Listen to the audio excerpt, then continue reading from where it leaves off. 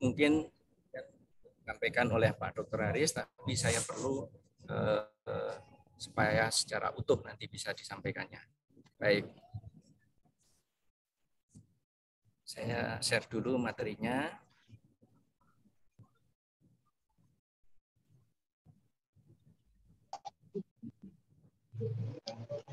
Nah, Bapak Ibu sudah bisa melihat materinya?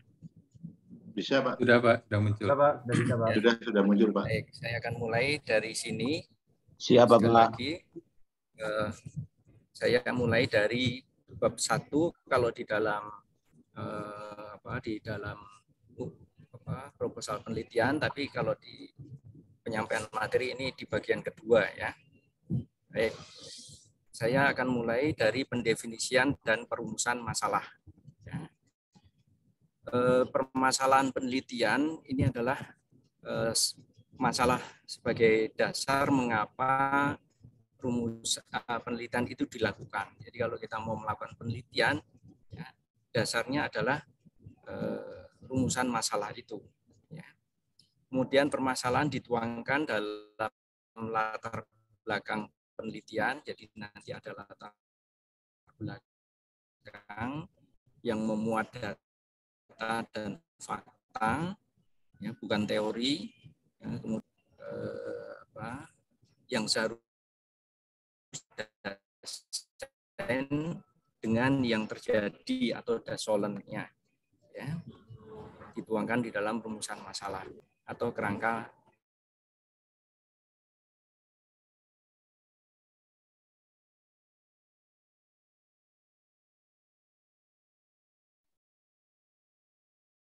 Waduh, terputus ya. Suaranya putus-putus, Pak. Sepertinya di perjalanan itu beliau bergeraknya.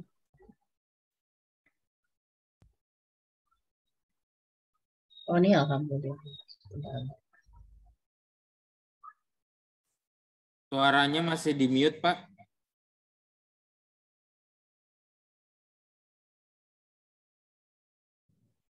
Saya stop video saja ya, karena saya sedang ada di perjalanan supaya tidak terlalu banyak sinyal yang terbuang ya. Siap, Bapak. Iya, Pak. Baik, Pak.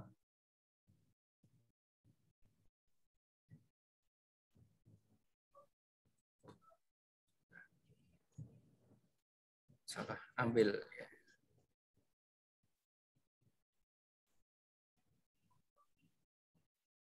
Oke, tadi sampai di sini ya. Iya, Pak. Ya, Pak. Jadi permasalahan penelitian itu adalah masalah yang dijadikan sebagai dasar untuk melakukan penelitian. Alasan melakukan penelitian itu istilahnya. Permasalahan dituangkan nanti dalam latar belakang penelitian. Latar belakang penelitian itu bersifat hal yang umum dan mengerucut nanti ke masalah yang spesifik. Ya, dari umum ke khusus istilahnya gitu, dari generalis ke atau dari deduction ke induction ya. Nah, hubungan antara ketepatan masalah dan pemecahan masalah. Jadi nanti kita akan membandingkan antara ketepatan masalah dengan misalnya dari masalah benar, ini pemecahannya juga harus benar. Ya. Ini sebenarnya itu pemecahan masalah ya yang sebelah kanan itu ya. Kemudian kalau masalahnya benar, pemecahannya salah, bisa jadi masalahnya yang salah tapi pemecahannya benar ya. Atau masalahnya yang diangkat salah tapi pemecahannya salah juga ya. Jadi bisa terjadi di dalam melakukan penelitian itu masalahnya benar dan pemecahannya benar, berarti ini oke ya. Kalau masalahnya benar, pemecahannya salah, itu tidak oke ya. Kalau masalahnya salah, pemecahannya benar, ini sebenarnya juga tidak oke. Karena apa? Masalah tidak sesuai dengan pemecahannya ya. Tidak sesuai ininya ya, rumusan masalahnya. Jadi tidak nyambung. Kalau masalahnya salah, pemecahannya juga salah, itu sudah salah kaprah itu ya. Jadi yang benar hubungan antara ketepatan masalah dan pemecahannya itu adalah masalahnya benar, pemecahan masalahnya juga benar. ya, menggunakan metodologi yang benar. Ya. Sumber permasalahan di dalam penelitian itunya adanya penyimpangan antara pengalaman dan kenyataan. Terdapat penyimpangan antara rencana dengan kenyataan. Kemudian terdapat pengaduan atau adanya persaingan. Itu sumber permasalahan yang dapat diteliti, yang kemudian dituangkan di dalam latar belakang. Yang kedua, sumber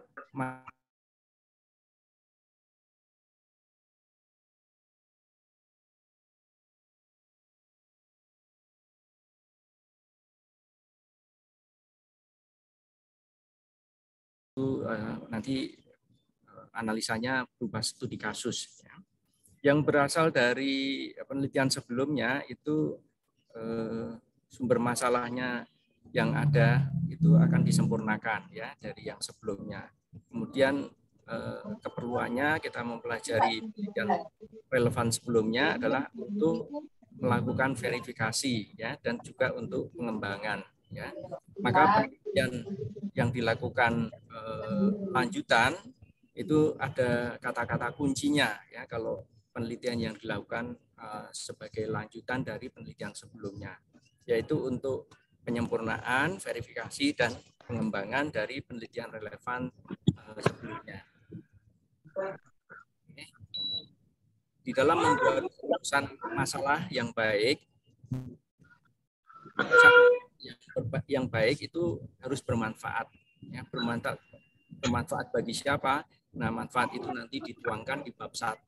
Ya, manfaat penelitian itu secara teoritis, kemudian secara praktik bagi mahasiswanya sendiri, bagi akademisi yang tinggi, kemudian bagi objek penelitian. Ya, itu bermanfaat. Lalu dapat dilaksanakan. Ya, masalah yang baik itu yang dapat dipecahkan. Jangan sampai bikin masalah yang dapat dipecahkan. Masalah yang dilaksanakan itu adalah sesuai dengan kemampuan secara teori dari peneliti. Ya, kalau masalahnya itu misalnya penelitian relevan sebelumnya sulit dicari atau teori-teorinya sulit ditemukan, nah itu artinya permasalahannya sulit untuk dilaksanakan. Kemudian waktu yang tersedia ini juga berhubungan dengan yang dapat dilaksanakan ya, tidak terlalu pendek waktu yang diberikan itu ya. Jadi cukup waktu. Kemudian tenaga yang tersedia, kalau membutuhkan tenaga yang cukup banyak, maka harus tersedia tenaga yang cukup banyak ya. Saudara-saudara mungkin akan membandingkan penelitian ini dengan penelitian yang lain. Misalnya saya pernah melakukan penelitian di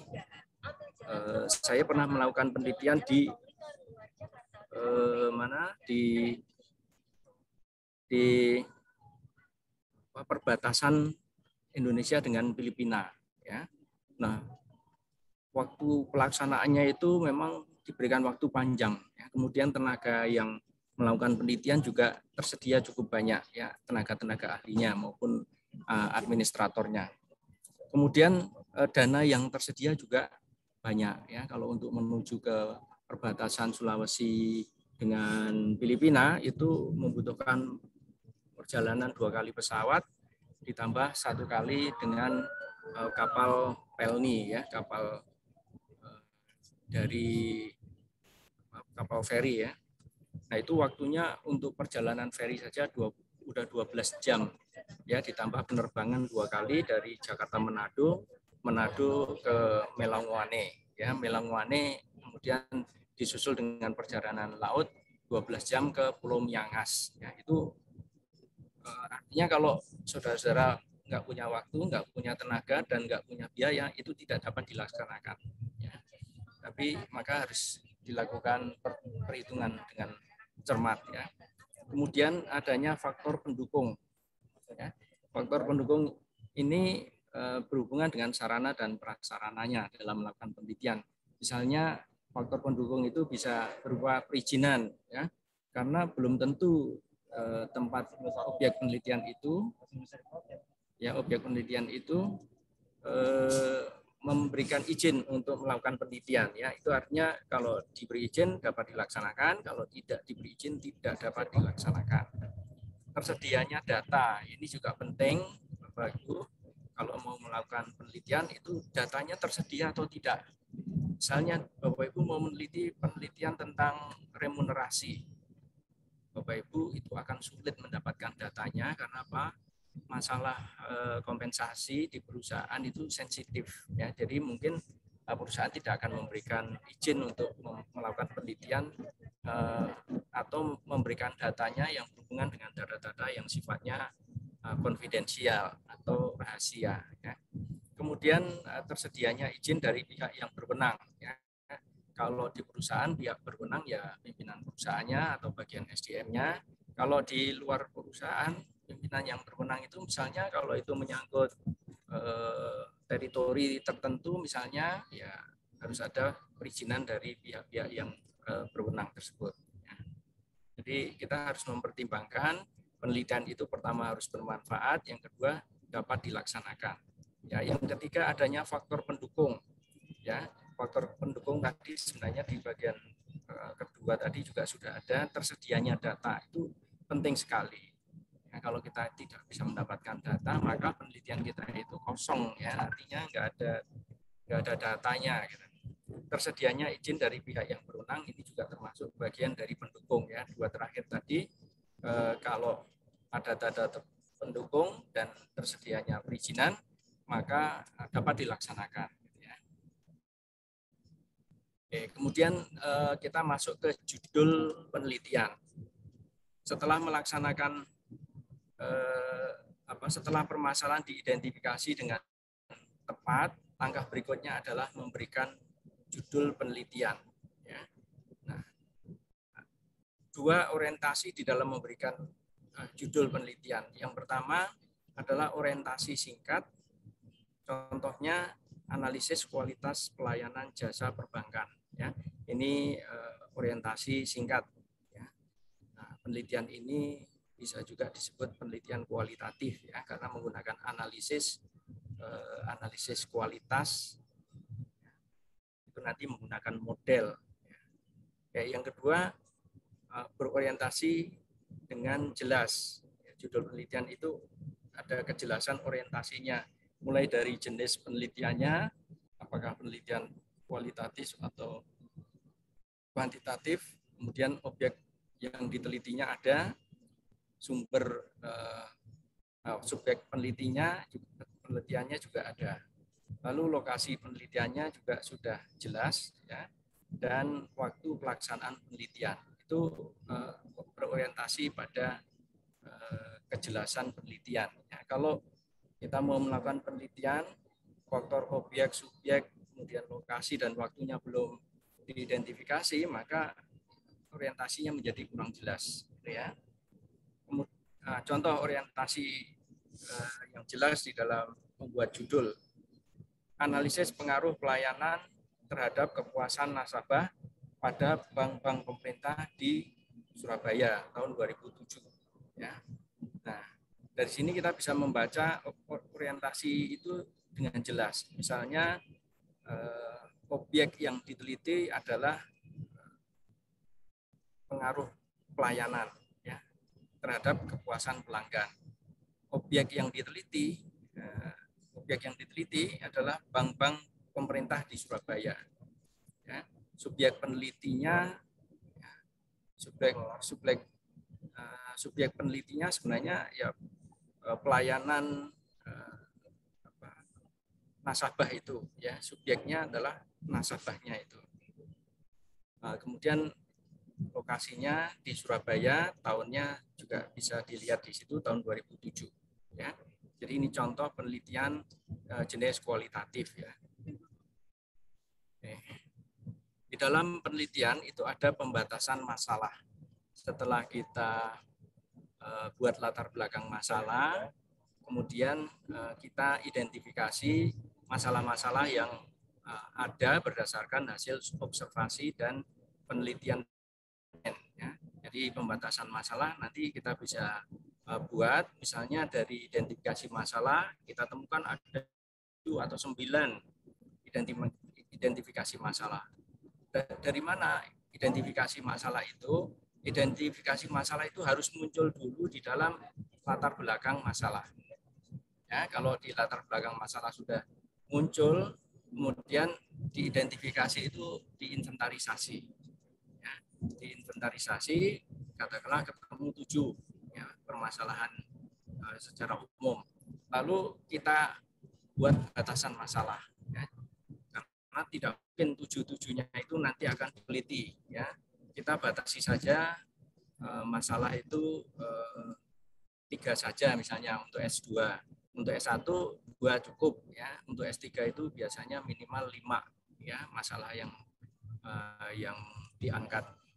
Nah, di dalam pembuat ini tujuannya adalah agar penelitian dapat mengarah pada inti masalah yang sesungguhnya ya, dari 7 identifikasi masalah, kemudian kita pilih sesuai dengan batasan, akhirnya ditemukan fokus masalahnya ya.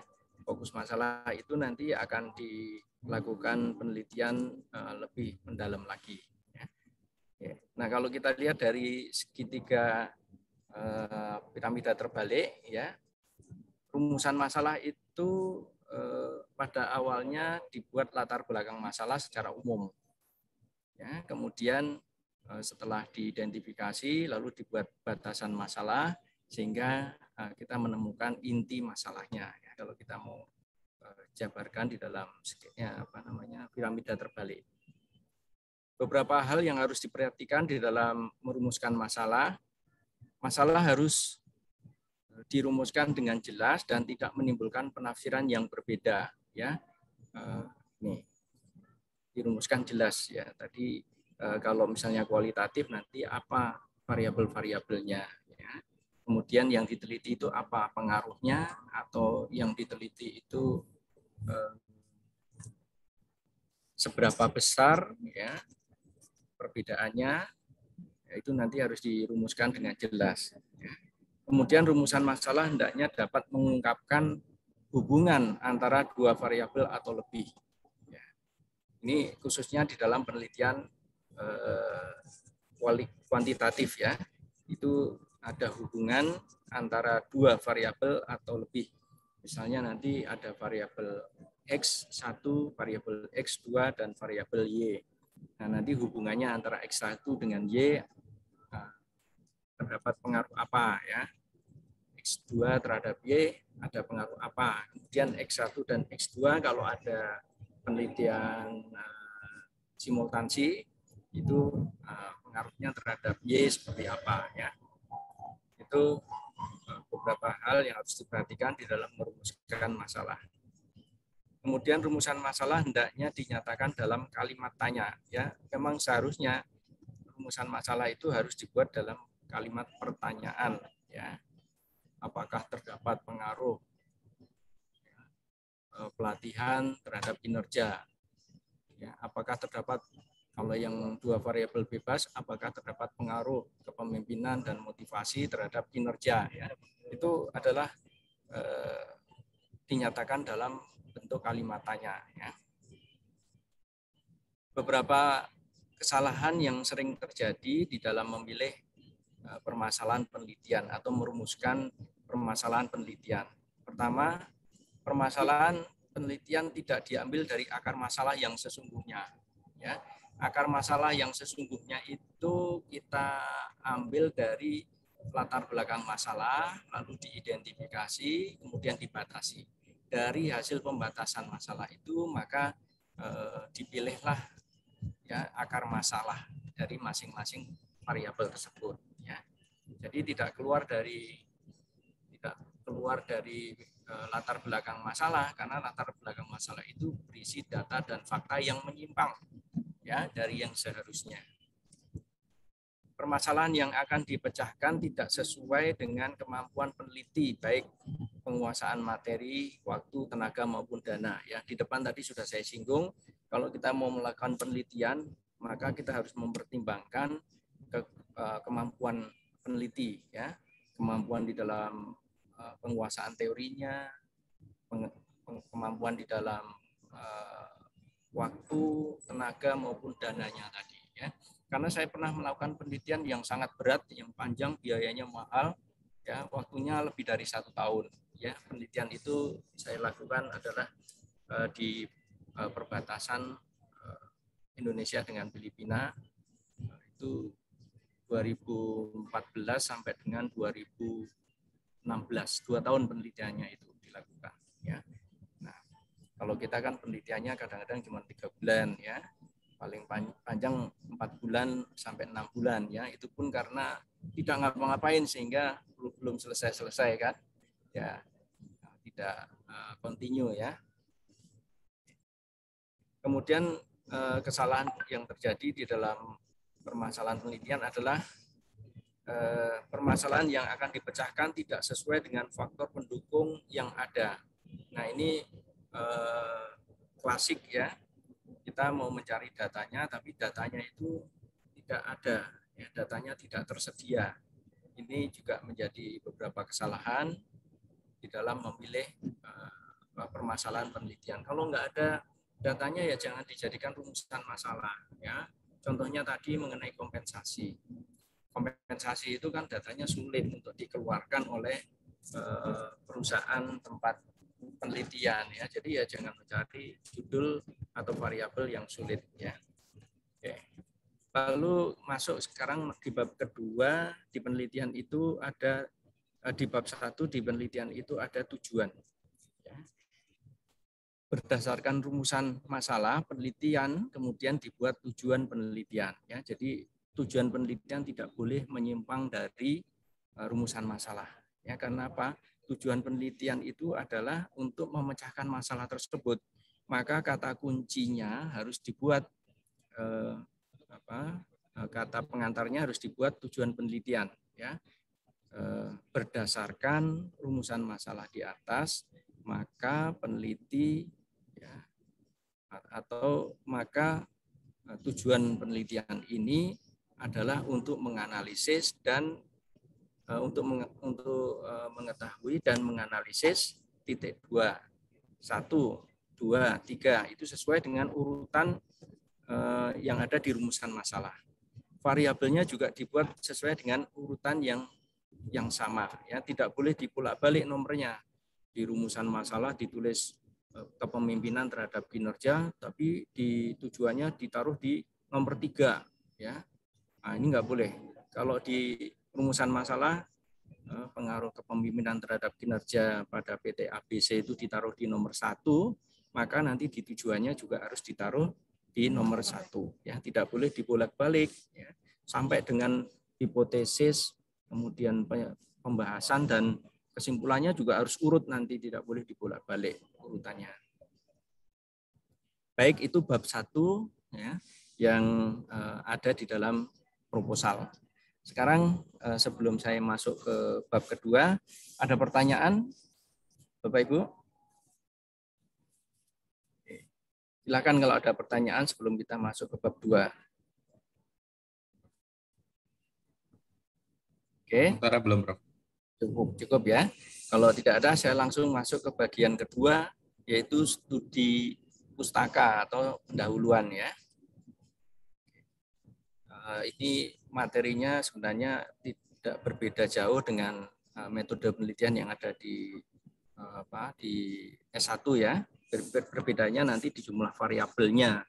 Jumlah variabelnya kalau S1 itu minimal ya masih bisa 1 variabel bebas, 1 variabel terikat. Tapi kalau S2 minimal ada 2 variabel bebas, 1 variabel terikat, plus ada penelitian pengaruh parsial dan pengaruh secara simultan ya. Oke. Baik. Cara dalam melakukan studi pendahuluan atau studi pustaka yaitu dilakukan dengan kajian teoritis ya. Kajian teoritis itu dilakukan terhadap apa? Ya, terhadap variabel-variabel yang ada di judul ya. Itu nanti harus dicari teorinya ya. Dicari grand teorinya ya. Kemudian kajian terhadap penelitian empiris atau studi atau penelitian relevan terdahulu. Ya, yang relevan ya tentunya penelitian yang salah satu atau lebih judulnya itu variabelnya sama dengan yang akan diteliti oleh peneliti. Ya. Kemudian dibuat penelitian kecil. Ya. Nah, penelitian kecil ini nanti akan saya jelaskan lebih lanjut di belakang. Ya. Lalu ada konsultasi. Ya, konsultasi itu maka pentingnya konsultasi itu adalah untuk menjaga agar penelitian itu jangan terlanjur sampai ke bab 5, bab 6, tapi ternyata tidak sinkron, ya, benang merah antar bab itu. Ya, maka harus ada konsultasi dengan pembimbing yang mengarahkan agar penelitian itu bisa berlangsung dengan baik. Ya. Nah, kesalahan di dalam pembimbingan itu juga menyebabkan tidak terjadinya benang merah atau tidak terdapat benang merah antar bab, ya. Ini karena kadang-kadang ya kalau orang sudah kepaksa atau kepepet sekali, ya perlu dicatat nih ya, kalau sudah terpaksa sekali saudara-saudara nanti ada yang menginginkan atau meminta dosennya untuk mengoreksi tesis itu sudah jadi, dalam keadaan jadi. Dosen bingung kalau sebenarnya harus mengoreksi tesis yang sudah jadi, ya, tidak diawali dari bab 1, bab 2, bab 3 dan seterusnya sampai bab terakhir, ya. Tahu-tahu tesisnya sudah jadi, apa yang harus dikoreksi oleh penguji? Karena begitu rumusan judulnya saja sudah keliru, ya, maka ke belakang itu akan keliru semua. Nah, kalau sudah jadi tesisnya, ya dosen berada pada situasi yang bingung, ya, mau dirubah judulnya, belakangnya sudah jadi, ya. Kemudian mau dirubah misalnya instrumennya sudah dipakai untuk melakukan pengambilan data, yaitu serba salah dosen kalau sudah penelitiannya bab 1 sampai bab 6 itu sudah selesai, ya. Apa yang mau diperiksa kalau kayak gitu, ya. Karena begitu depannya terkoreksi, belakangnya salah semua, ya, kalau sudah begitu. Itu kesalahan di dalam proses konsultasinya, ya. Di dalam kajian teoritis, ya, ini posisinya setelah pendahuluan tadi yang berisi rumusan masalah dan masalah, maka selanjutnya terhadap variabel-variabel yang menjadi variabel dalam judul, ya, itu akan dicari teorinya, ya. Dicari teorinya itu melalui studi pustaka atau melalui jurnal-jurnal atau melalui pertemuan-pertemuan ilmiah, fokus grup diskusi, itu nanti akan dicari studinya, ya. Kemudian kajian teorinya, ya. Kemudian setelah itu baru melakukan riset, ya, riset dengan menggunakan metodologi termasuk analisisnya. Akhirnya akan diperoleh kesimpulan. Nah, kesimpulan itu nanti akan dibandingkan dengan teori lagi, ya. Kalau ternyata tidak teruji, ya, atau tidak berpengaruh, misalnya X1 terhadap Y, padahal yang di dalam hipotesisnya itu sudah disebutkan diduga ada pengaruhnya, ternyata tidak ada pengaruhnya, maka nanti kembalikan kepada teori, kenapa bisa berbeda ya dengan teorinya, gitu ya. Nanti dianalisis atau dibahas lagi.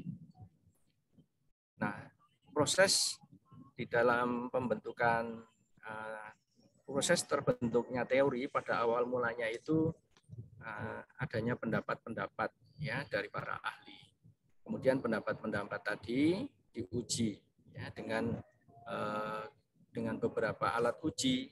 Kalau di penelitian kuantitatif itu alat ujinya dengan uji validitas reliabilitas, uji asumsi klasik, dan uji hipotesis. Kalau di dalam penelitian kualitatif, pengujiannya itu dilakukan dengan uji model, ya, yaitu dengan analisis model atau analisis kalau kita bisa menggunakan penelitian evaluasi adalah analisis evaluasi, ya, evaluasi kebijakan atau evaluasi program, ya.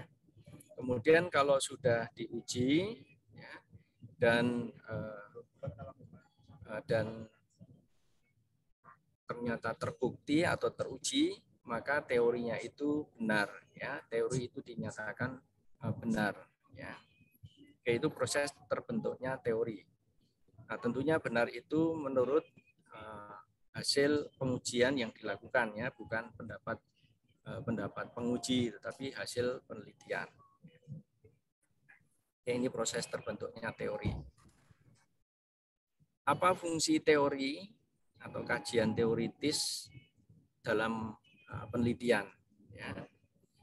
Kajian teoritis itu sebagai penjelas, ya, artinya kita mau menguji variabel kepemimpinan, variabel motivasi, dan variabel kinerja. Dengan adanya teori, kita bisa menjelaskan, oh, yang dimaksud dengan kepemimpinan itu adalah titik-titik. Misalnya menurut pendapat Armstrong misalnya, atau pendapat John Ivancic misalnya, kepemimpinan adalah titik-titik. Kemudian motivasi, yang pertama dulu, kepemimpinan itu dimensinya 1, 2, 3, 4.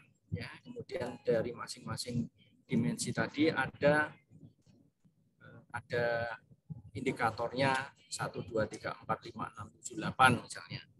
Nah, itu kita dengan mendapatkan teori mengenai kepemimpinan tadi, maka itu sebagai penjelas, ya.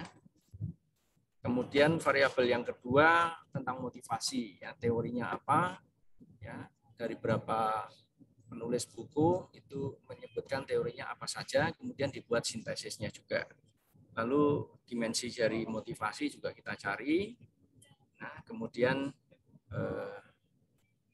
indikator-indikator dari motivasi juga kita cari, dan seterusnya, termasuk juga untuk indikator atau untuk variabel kinerja. Kemudian teori itu sebagai pemprediksi, ya. Memprediksi karena apa? Teori itu kan sudah dilakukan pengujian, ya. Jadi nanti dengan adanya teori kita bisa membandingkan hasil penelitian kita dengan teori. Itu kita bisa memprediksi, oh, teorinya itu X1 berpengaruh terhadap Y. Maka nanti kita juga bisa memprediksi, kalau gitu variabel X1 nanti yang punya saya itu juga akan berpengaruh terhadap Y-nya, ya. Itu sebagai prediksi, prediktor. Kemudian teori itu juga sebagai kontrol, ya, supaya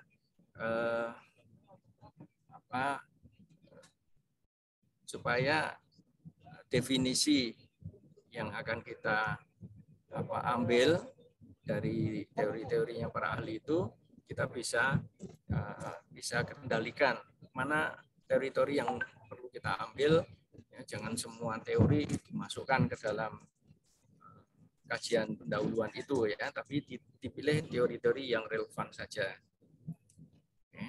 Contoh di dalam melakukan telaah teori, ya.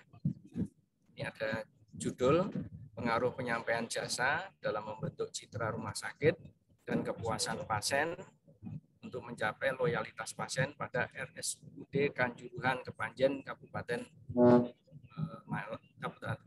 Malang. Kalau dari sini kita bisa melihat, kan, pengaruh penyampaian jasa itu berarti kan jasa, ya, produknya berupa jasa. Nah, produk dalam bentuk jasa itu sebagai variabel X1. Kemudian kepuasan sebagai produk X2, lalu loyalitas pasien itu sebagai variabel Y. Ya, itu contohnya. Tempatnya pada Rumah Sakit Umum Daerah Kanjuruhan. Oke. Nah, dari contoh di atas kita bisa melihat ya, variabel yang akan diteliti ya. X1-nya adalah penyampaian jasa, X2-nya kepuasan pasien, Y-nya adalah loyalitas. Ya. Kemudian dari variabel-variabel itu kita cari sumber bacaan yang relevan. Ya. Sumber bacaan yang relevannya apa? Ya. Dari bukunya siapa? Ya. Minimal kalau S2 itu 5 teori. Ya. Kemudian setelah dicari definisinya, lalu kita buat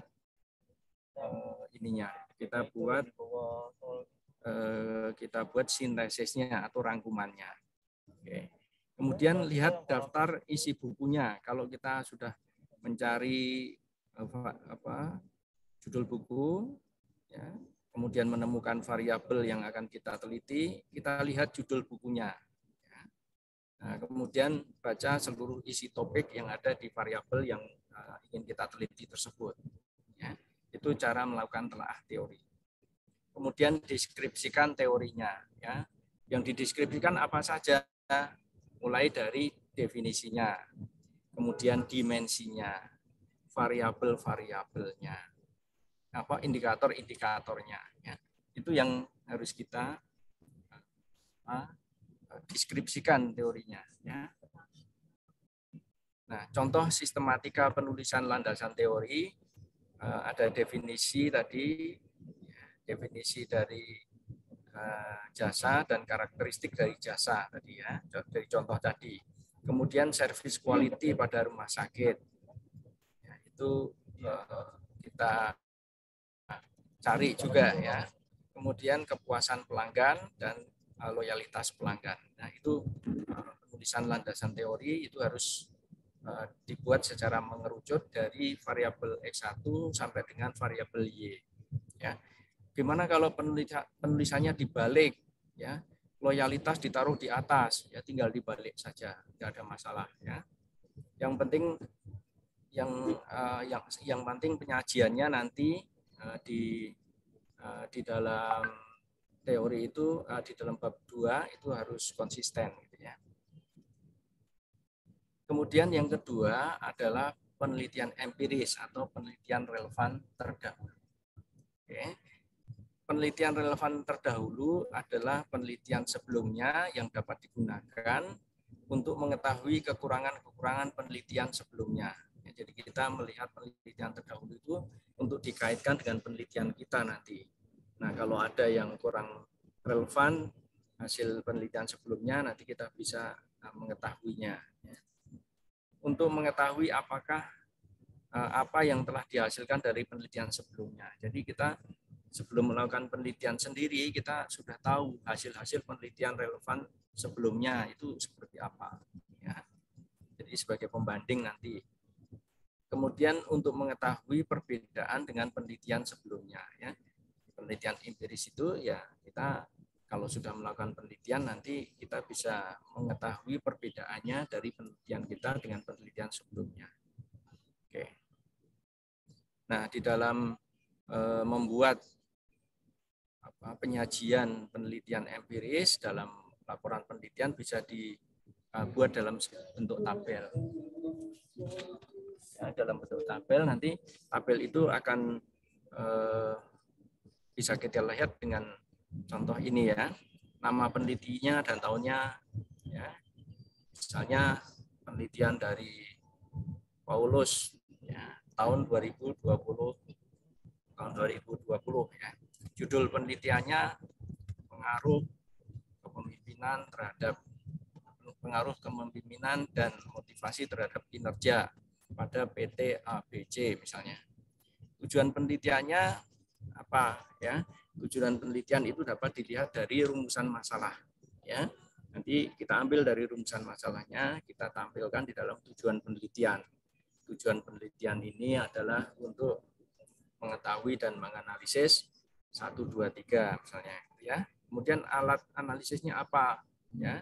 Alat analisis itu bagian dari metode. Misalnya alat analisisnya adalah uji validitas dan reliabilitas, uji asumsi klasik dan uji hipotesis. Maka itu ditulis di situ alat analisisnya. Kemudian hasil dan pembahasannya nanti dituangkan di dalam hasil penelitian. Dan di bagian akhir itu biasanya ada kesimpulan ya. Kesimpulan itu nanti kalau ini ya buat tabel sendiri saja, ditambahkan tabelnya ya. Kesimpulannya apa? Oke. Itu kalau kita membuat hasil penelitian relevan terdahulu itu dalam bentuk paragraf ya. Kita bisa juga membuatnya nanti dalam bentuk matriks. Sorry, kalau yang dalam bentuk paragraf berarti tadi dibuat narasi atau deskripsi. Tapi kalau dalam bentuk matriks nanti dibuat ya, tabel seperti di bawah ini. Ya. Oke. Kemudian small research yang tadi sudah saya singgung di depan, saya perlu jelaskan di sini. Small research itu kadang-kadang dilakukan, kadang-kadang juga tidak. Small research itu penelitian kecil yang dilakukan dengan melakukan penelitian dengan mengambil sampel kecil untuk memperoleh gambaran tentang apa yang akan diteliti. Ya. Nah, small research itu kalau di dalam penelitian kuantitatif itu dilakukan terhadap 10% sampel. Ya, sering kita dengar dengan istilah uji instrumen. Ya, penelitian kecil itu sering kita dengar dengan istilah uji instrumen. Ya, uji instrumen itu dilakukan untuk menguji kuesioner kita yang kita buat apakah valid atau tidak valid.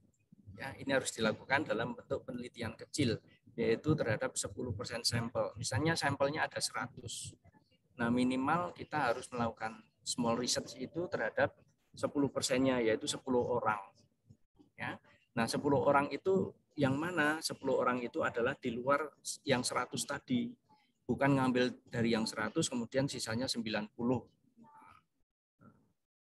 yang diteliti nanti. Enggak. Jadi diambil dari selain yang 100 tadi. Jadi small research itu adalah kalau sampelnya 100 berarti ditambah 10 yang penelitian kecil ini ya.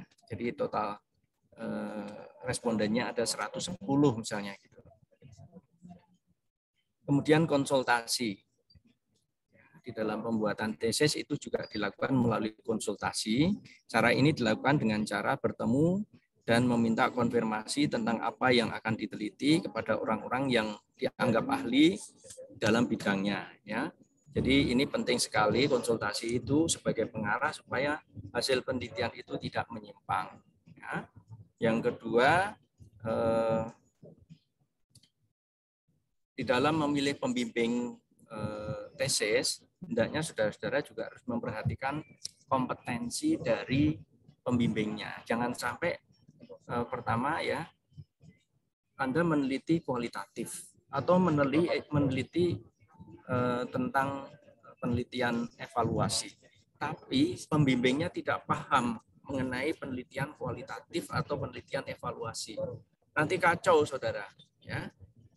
Jadi kalau memilih pembimbing adalah pilih pembimbing yang pertama menguasai metodenya. Apakah metode kuantitatif, metode kualitatif, atau metode evaluasi. Itu dosen harus dipilih yang menguasai metodenya. Yang kedua, memilih dosen yang menguasai materi. Bapak Ibu meneliti mengenai K3. Dosen yang membimbingnya tidak paham K3. Kira-kira kebayang nggak hasilnya apa? Ya, dikira K3 itu kerupuk misalnya. Ya, jadi harus memilih pembimbing yang mengetahui permasalahan yang diteliti.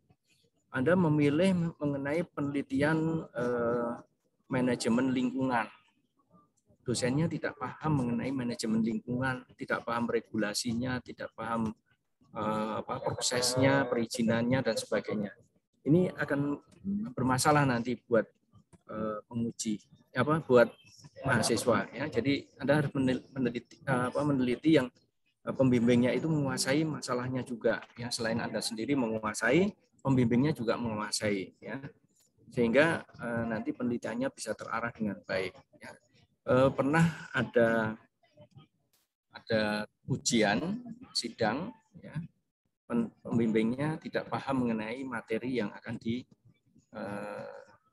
yang dibimbingnya.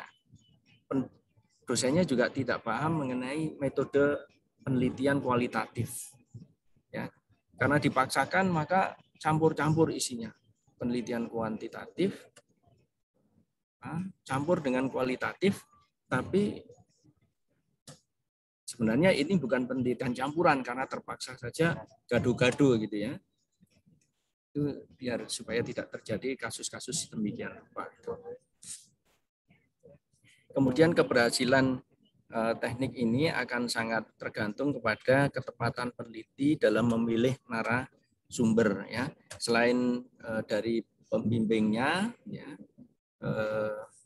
kalau penelitian yang sifatnya kualitatif dengan metode wawancara atau FGD itu peneliti harus jeli di dalam memilih sumber atau narasumbernya tadi. Ya. Dipilih narasumber yang betul-betul menguasai materinya. Ya. Ya, kemudian teknik ini sangat cocok jika peneliti memiliki keterbatasan dalam hal waktu. Ya. Dengan menggunakan FGD, misalnya dalam konsultasi ini, maka ini akan sangat cocok dilakukan terhadap dosen atau peneliti yang waktunya terbatas. Ya. Oke. Lalu di bab 2, selain tadi ada kajian teoritik, ada penelitian relevan terdahulu, ya, ada kerangka pemikiran. Ya. Bapak Ibu, saudara-saudara, kerangka pemikiran ini adalah rohnya penelitian. Ya. Kerangka pemikiran yang benar nanti akan bisa menggambarkan seluruh isi penelitian dari bab 1 sampai dengan bab 6. Semuanya akan ada dan bisa dibaca dari kerangka pemikiran ini. Maka kerangka pemikiran ini harus dibuat dengan tepat ya, supaya bisa menggambarkan keseluruhan isi penelitian. Nanti akan saya gambarkan kerangkanya ya. Kerangka pemikiran merupakan miniatur keseluruhan dari proses penelitian.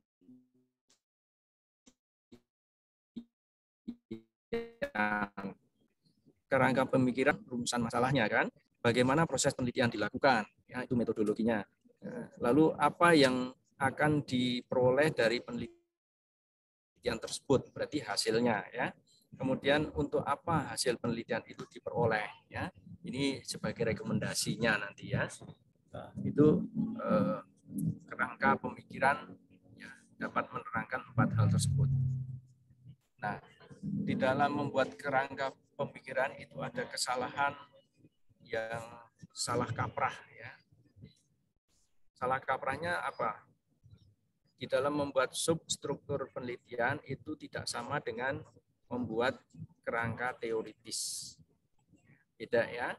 Kerangka penelitian dengan kerangka teoritis itu berbeda.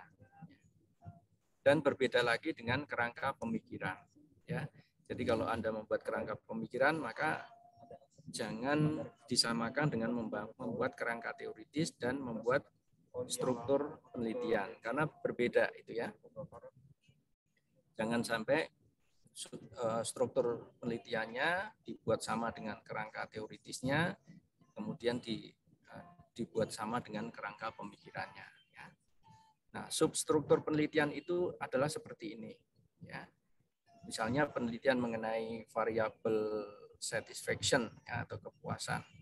Nah, variabel kepuasan itu ada beberapa dimensinya, misalnya dimensi tangible, reliability, ya, responsibility, akurasi, dan empati. Ini struktur penelitian ya. Nanti kita lihat bedanya dengan kerangka pemikiran ya. Jadi yang muncul di dalam kerangka pemikiran di dalam struktur itu hanya variabel satisfaction-nya saja. Ya, variabel yang di sebelah kirinya atau dimensi yang ada di sebelah kirinya itu tidak perlu muncul ya. Nah, kalau toh muncul nanti dalam bentuk dimensi-dimensi bukan dalam bentuk tanda panah ini. Oke. Kemudian kerangka teoritis. Kerangka teoritis itu misalnya kita berbicara mengenai perusahaan dan konsumen ya, dalam rangka untuk kepuasan tadi. Perusahaan itu menghasilkan produknya, sedangkan konsumen itu membutuhkan produk tersebut. Kalau perusahaan berhasil memproduksi, maka kinerjanya akan tercapai. Sedangkan kalau konsumen kebutuhan produknya terpenuhi, maka itu memenuhi harapannya. Ya, nah kedua-duanya baik produsen maupun konsumen akhirnya akan puas. Ya, produsennya berhasil memproduksi barang, ya, sesuai dengan kualitas dan kuantitasnya, lalu konsumen mendapatkan produk yang dengan kuantitas dan kualitas yang sesuai dengan yang diharapkan. Ya, maka dua-duanya sangat puas. Ini kerangka teoritis. Ya. Oke. Lalu kerangka pemikiran. Kerangka pemikiran ini merumuskan rangkaian dari hubungan antara variabel-variabel yang ada di dalam judul tersebut. Ya, misalnya permasalahan mengenai krisis ekonomi, persaingan yang ketat, dan selera konsumen yang berubah. Nah, nanti kerangka pemikirannya dari permasalahan yang ada tadi dibuat strateginya. Ya, mulai dari strategi pemasaran, pelayanan, harga, kelengkapan barang dan jasa, atau produk, atau promosi. Lalu setelah dirumuskan strateginya, kemudian dicari permasalahannya yang terjadi, permasalahannya yang muncul. Ya, apakah terdapat pengaruh pelayanan, harga, dan kelengkapan barang, dan promosi terhadap kepuasan pembeli. Ya. Lalu dicari variabel mana yang memiliki pengaruh paling besar terhadap keputusan pembelian. Lalu dari rumusan masalah nanti selanjutnya dibuat kajian teoritis, ya, penelitian relevan terdahulu, kemudian kerangkanya, ya, lalu dibuatkan analisis data. Ya. Analisis datanya nanti kalau penelitian pengaruh itu berarti menggunakan regresi, lalu ada uji F dan uji T, tapi jangan lupa ada uji asumsi klasik, ya. Nah, seperlunya saja yang dipakai.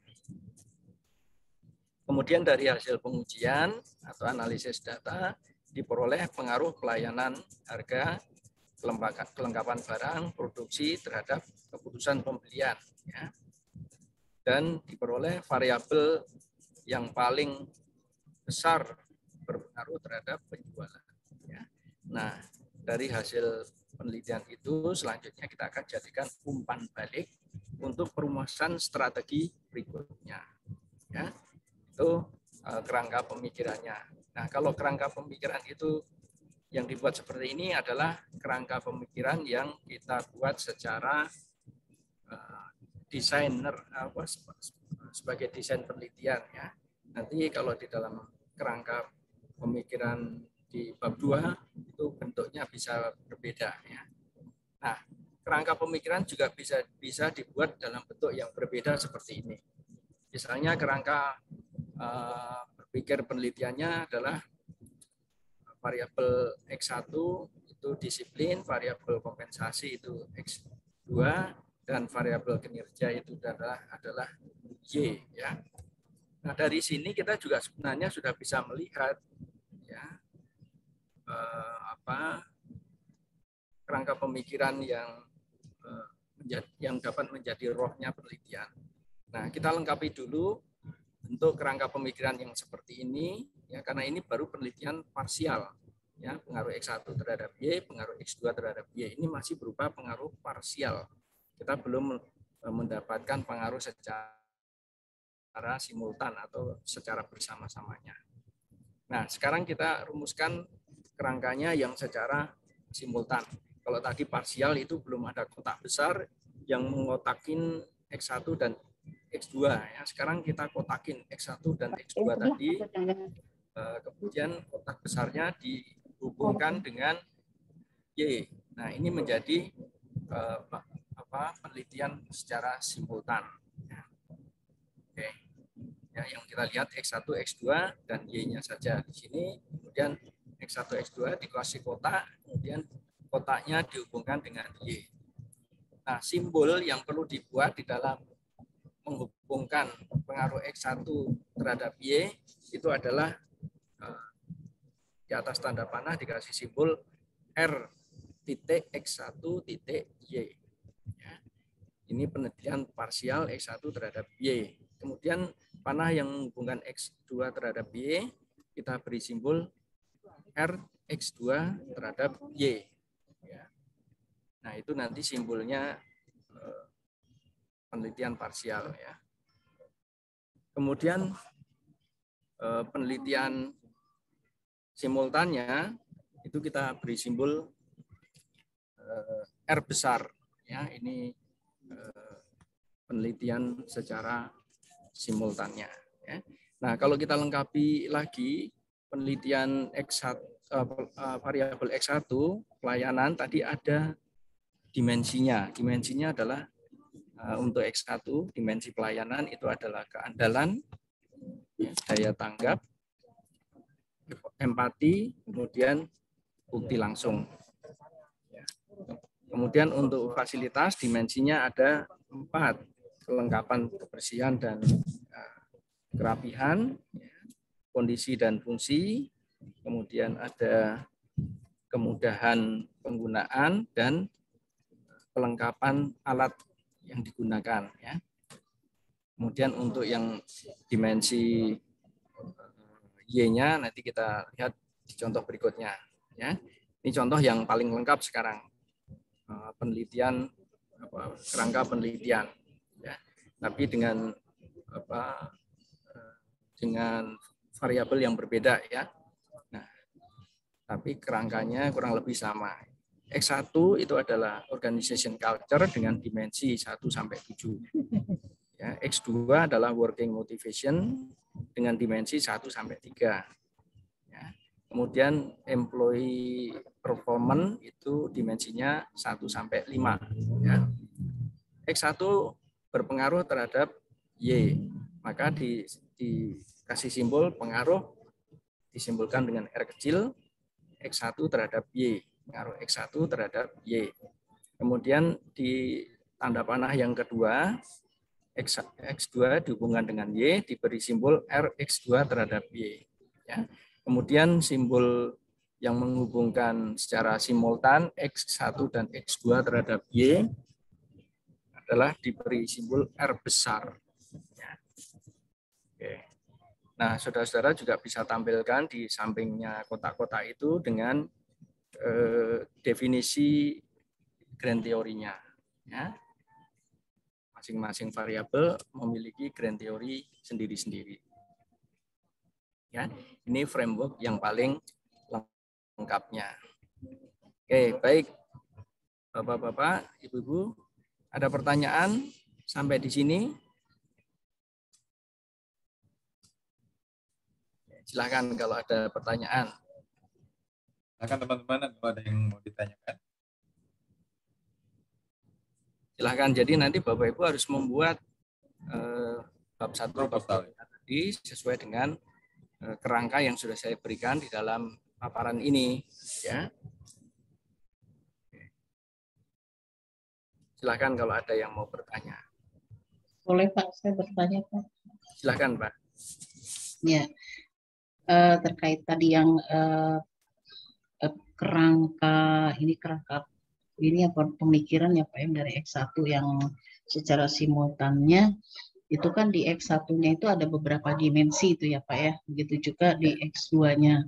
Nah, apakah dimensi-dimensi itu yang ada di kerangka pemikiran itu ketika di latar belakang atau ketika di kerangka kajian teoritis itu disinggung Prof di situnya? Ya, terima kasih. Terus yang kedua mungkin Prof, tadi kan Prof mengatakan bahwa kita harus memilih dosen yang harus memahami terkait dengan penelitian yang akan kita lakukan. Ya. Tapi kami sendiri kan intinya kalau secara personal dengan dosen kan belum memahami secara detail ya Prof ya, kecuali ada rekomendasi mungkin dari Prof atau dari dosen yang lain gitu. Itu mungkin mohon masukannya mungkin Prof ya. Terima kasih. Baik, yang pertama tadi mengenai dimensi ya. Mau rapat Pak? Ya, sebentar Bu, saya lagi ke ruang security untuk masuk ke Kumham ini. Ya, enggak Pak. Ya, yang pertama tadi mengenai dimensi ya, apakah dimensi itu sudah harus ada di dalam variabel penelitian, di dalam kajian teoritik ya. Idealnya sebelum kita mengisi dimensi-dimensi itu, maka kita harus mengetahui dulu dan mencantumkan dimensi itu di dalam variabel ya. Variabel itu kan yang harus kita isi itu adalah teori, ada 5 teori plus sintesisnya. Kemudian harus ada dimensi-dimensi. Lalu ada variabel-variabel. Ya, itu yang harus ada di dalam masing-masing variabel di dalam kajian teoritik. Ya, kalau ada 3 variabel berarti ada 3 definisi kali 5. Ya. Kemudian ada dimensi untuk masing-masing variabel itu dan ada indikator-indikator dari masing-masing variabel. Nah, nanti cara mengetahui dimensi itu dapatnya dari kisi-kisi nanti. Ya. Itu nyari kisi-kisi terhadap variabel tersebut, searching aja kisi-kisi variabel apa nanti ya. Nanti akan ketemu tabelnya. Ya. Nanti diambil itu. Lalu yang kedua, untuk dosen yang mengetahui bidang penelitian kuantitatif, kualitatif. Kalau untuk kuantitatif sebagian besar dosen tahu ya penelitian kuantitatif. Tapi untuk penelitian kualitatif hanya sebagian kecil dosen STIMA ini yang tahu penelitian kualitatif atau penelitian evaluatif. Jadi nanti di dalam pemilihan dosen ya untuk kualitatif, saudara perlu informasi lebih jauh kepada bagian akademik. Siapa yang menguasai penelitian kualitatif? Ya, ini nanti. Berapa Pak? Ini nganter aja. Ya. Ya. Hanya nganter aja, turun. Drop off aja Pak. Ya. Jadi dosen yang mengetahui penelitian kualitatif itu atau evaluasi itu terbatas ya di STIMA ini belum banyak. Nah, kebetulan saya cukup paham mengenai penelitian kuantitatif maupun kualitatif maupun penelitian evaluasi. Kemudian yang menguasai bidangnya tadi yang kedua. Nah, perlu kita tanyakan ya dosen A, B, C yang menguasai misalnya materi yang Bapak Ibu akan teliti, misalnya tadi saya contohnya materi K3, dosennya paham nggak dengan K3? Paham nggak dengan manajemen rumah sakit? Paham nggak dengan manajemen kinerja? Paham nggak dengan manajemen misalnya hubungan industrial? Kalau dosennya tidak paham mengenai materi itu, ya nanti di dalam memberikan bimbingannya akan tidak terarah hanya secara umum general saja. Tapi kalau dosennya menguasai teorinya, maka Ibu akan terbimbing dengan baik. Ya, Bapak Ibu akan terbimbing dengan baik. Baik, Bapak Ibu, itu ya, terima kasih pertanyaan yang disampaikan tadi. Oke. Nah, sebelum kita lanjutkan, ada pertanyaan lagi, Bapak Ibu?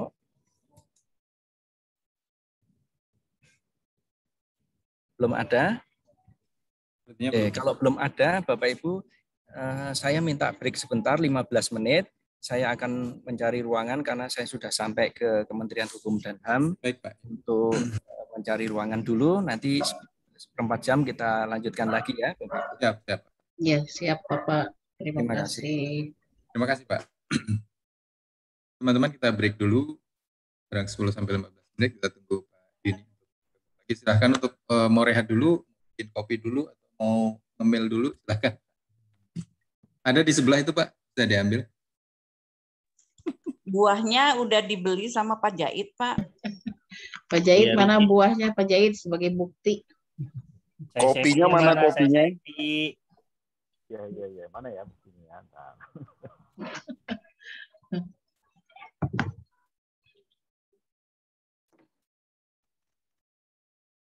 Saya sapi.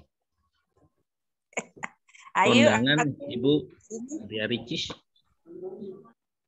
Ria Ricis. Ya, ricis. Rehatnya lift atau break biasa nih? Live aja. Lift Tidak aja ya. usah lift. Live Udah aja. aja. Oke.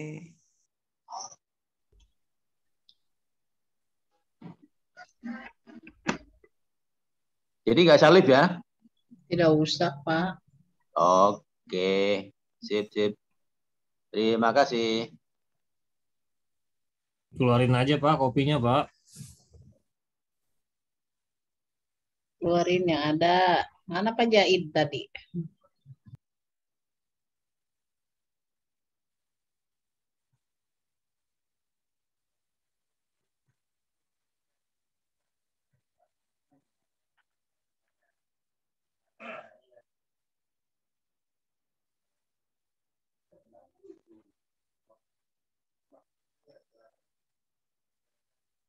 Dari selanjutnya, sebelum saya lanjutkan, kalau ada pertanyaan lagi, kami persilahkan.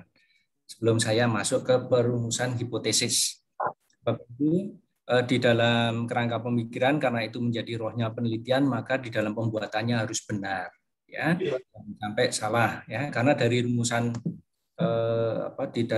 dari kerangka pemikiran itu, semua bab itu bisa dibaca dari situ. Nah, saya ambil contoh saja ya, kerangka pemikiran yang saya sampaikan terakhir tadi, yang di sini. Nah, coba Ibu meminta saya untuk membaca apa? Dari bab 1 sampai dengan bab 6. Ini semua kita bisa baca dari sini saja. Dari judul, kita bisa baca dari sini. Dari rumusan masalah, kita bisa baca dari sini. Dari hipotesis, kita bisa baca. Dari teori, dimensinya, kita bisa baca dari sini. Ya. Dari pembahasan, kita juga bisa baca dari sini, Bapak Ibu. Lalu kesimpulannya juga bisa kita baca dari kerangka ini. Ya, jadi ini adalah miniaturnya penelitian. Rohnya penelitian. Kalau pembuatannya benar, maka keseluruhannya alurnya akan benar. Ya, Bapak Ibu perlu pahami ini. Ya. Oke. Kemudian pertanyaan Ibu tadi sangat tepat ya, kalau kita memilih dosen itu adalah dosen yang menguasai metodenya. Ya, yang kedua menguasai materinya. Ya, menguasai metodenya. Kalau Bapak Ibu memilih metode kuantitatif atau kualitatif atau evaluasi, maka dipilih dosen yang menguasai metodenya. Bagaimana cara Bapak Ibu mendapatkannya? Konsultasi nanti bagian akademik pada waktu pendaftaran bimbingan. Bapak Ibu minta siapa dosen yang menguasai kualitatif, evaluasi, atau penelitian kuantitatif. Nanti akademik tahu siapa dosen yang menguasai materi K3, lingkungan, hubungan industrial, atau marketing, ya, atau keuangan. Bapak Ibu bisa tanya kepada bagian akademik. Nah, lalu apakah saya bisa memilih dosen yang seperti itu? Jawabannya kesempatan pertama akan diberikan kepada mahasiswa untuk memilih. Kesempatan pertama. Apabila dosen yang dipilih itu sudah penuh misalnya karena kalah cepat Ibu milihnya, maka nanti ya akan diberikan alternatifnya, ya, dosen yang menguasai tapi bukan yang utama karena nanti setiap dosen itu ada kapasitas pembimbingannya yang diberikan, ya. Kalau sudah terlalu banyak, nah itu juga tidak ideal nanti bagi dosennya yang bersangkutan, ya. Oke. Ada pertanyaan, Bapak Ibu? Belum ada? Boleh bertanya lagi, Prof? Hmm. Ya. mohon maaf, ketika kita mengkaji teori, misalnya kita melihat penelitian tesis yang lain ya, Prof ya. Misalnya tentang motivasi, di sana kan saya mungkin akan menjabarkan tentang motivasi. Nah, di penelitian tersebut di babnya ada motivasi dengan disampaikan teori dari ini. Apakah kita boleh mengambil dari kajian teori itu, terus digunakan dengan kita, terus menggunakan daftar pustakanya dengan yang sama. Terus yang kedua terkait sumber kajian teorinya, jika bersumber dari internet, itu apakah ada persentase dari kajian teori itu, misalnya dari internet hanya boleh sekian persen begitu untuk kajian teori pada bab proposal ini, Prof. Ya, mohon penjelasannya, Prof. Baik, yang terakhir dulu saya jawab. Persentase pengambilan kerangka teoritik itu 70% buku, 30% lainnya. Jadi kalau misalnya ada 100 daftar pustaka, maka yang 70-nya itu adalah dari buku. Kemudian sisanya yang 30 tadi bisa diambil dari tesis atau disertasi orang lain, atau bisa diambil dari artikel, bisa diambil dari peraturan perundang-undangan, jurnal, ya bisa. Ya, tapi tadi batasannya sebenarnya ini batasan tidak baku, tapi pada umumnya. Ya, 70-30. 70 dari buku-buku, yang 30 lainnya selain buku. Ya, oke. Kemudian pertanyaan yang pertama tadi apa, Bu? Maaf diulangi. Ketika kita melihat penelitian tesis, misalnya tesis teman atau tesis orang lain, nah di sana ternyata di kajian teori itu ada menjelaskan beberapa teori tentang motivasi misalnya. Nah, saya langsung mengambil dari buku tesis tersebut dengan mencantumkan buku yang ada pada daftar pustaka di tesis tersebut. Apakah itu diperbolehkan, Prof, seperti itu? Ya. Kalau Ibu membaca tesis atau membaca disertasi, kemudian teorinya cocok dengan yang kita jadikan ini, kita bisa referensi dari bukunya langsung, Bu. Ya, jadi bukunya itu nanti mengarah kemana. Misalnya motivasi yang kita ambil itu dari Maslow, ya kita ambil Maslow-nya, ya kemudian di dalam Maslow itu ditulis teorinya siapa dalam Maslow misalnya, gitu kan. Dicantumkan itunya. Jadi tidak boleh dicantumkan. Tidak langsung ya. Ya, tidak boleh dikutip tidak boleh dikutip tanpa mencantumkan dalam siapa, gitu ya. Ya, terima kasih, Prof. Ya, sama-sama, Bu. Ada lagi, Bapak Ibu? Oke, kalau belum ada kita simpan dulu pertanyaannya, nanti kita lanjutkan, ya. Sekarang kita masuk ke bagian berikutnya, yaitu perumusan hipotesis. Di dalam proposal, perumusan hipotesis itu masih ada di bab 2. Ya. Oke, perumusan hipotesis. Ya, kalau kita lihat definisinya dulu, hipotesis itu adalah jawaban sementara yang hendak diuji kebenarannya. Ya. Jawaban sementara terhadap rumusan pertanyaan masalah. Ya. Ya, kalau mau ditambahkan itu ya, jawaban sementara terhadap rumusan pertanyaan masalah yang hendak diuji kebenarannya. Nah, hampir semua hipotesis definisinya seperti itu, ya. Nah, maka kita ambil sintesisnya saja, ya, yaitu rumusan atau jawaban sementara terhadap rumusan pertanyaan masalah yang hendak diuji kebenarannya.